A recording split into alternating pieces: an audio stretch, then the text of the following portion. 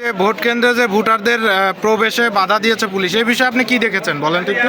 হ্যাঁ, আমরা সর্বপ্রথম হলো ভোট দিতে যাই। ভোট দিতে যাওয়ার পরে পুলিশ ওকে বাধা দেয়। বাধা দেওয়ার পরে বলে যে আমি তো ভোট দিতে যাচ্ছি, বলছে তোমার বই ভোটার আইডি কার্ড কোথায়।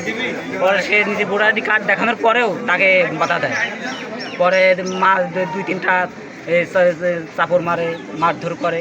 তারপরে এলাকা এরকম জানানোর পরে তারপর ওকে ভোট দিতে যায়। কিন্তু আমার এইরকম ব্যবহারটা উনি বলে যে আমার বাড়ি গেলেও এই আপনার দিলা থানায় আইসি আমি যদি ধরিয়ে যদি দিবার বাড়ি আমি 20,000 টাকা এই পাবো, আমি টাকা খাবার আছেন। আমি দেখছি যে ওই লোক ভোট দিতে গেল, পুলিশ বাধা দেওয়ার পরে, বাধা দেওয়ার পরে তারপরে বললো যে আমি ভোট দিতে যাচ্ছি। তারপরে ওই লোক ওর হলে একটু সাসপেন্ড করে রাখি। তারপরে ওই লোক ওর 3-4-5টা চাপড় মাই দিল। চাপড় মাই দেওয়ার পরে তখন ওর কার্ড মার দিই, তখন আবার ভোট দেওয়া শেষ।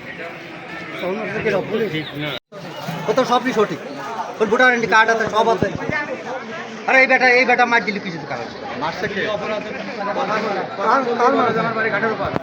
ঘাটের ওপর আমি ঢাকা গেলে দিল এত বলা তো ওই বেটার মারার দাস সব লাগাই দিয়ে ওই বেটার ফেসিয়ে এলা দেয় জনগণ ওরে এইদিকে আলেই তো জনগণ মারবে।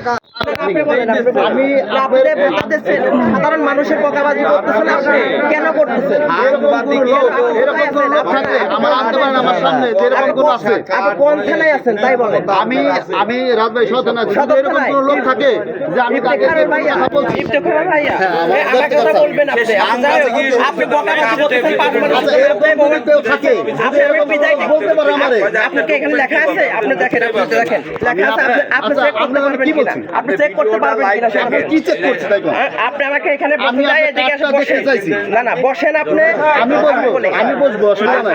আমাকে বলছেন আমি যাচ্ছি, আপনি আমাকে বলছেন যে এদিকে আসেন, আপনি এদিকে আসেন, আপনি এদিকে আসেন, এখানে এসে বসেন। বলার পরে আমার কার্ড নিয়ে দেখতেছেন, ঠিক আছে ভালো। আপনি মানুষের কেন বকাবাজি করতেছেন? আচ্ছা কোন মানুষটা আছে যে আমি বকাবাজি করব এরকম করে? আচ্ছা এমন কেউ আছে? আচ্ছা ভাই আপনাদের বাইরে আছে। আচ্ছা মুরব্বি, আচ্ছা আমি একজন তো নেব আমার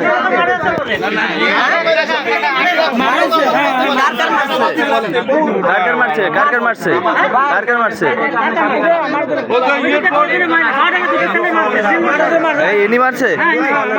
ওনার ডাক দেন একটু, ওনার কেউ আছে? ওনার ডাক দেন তো।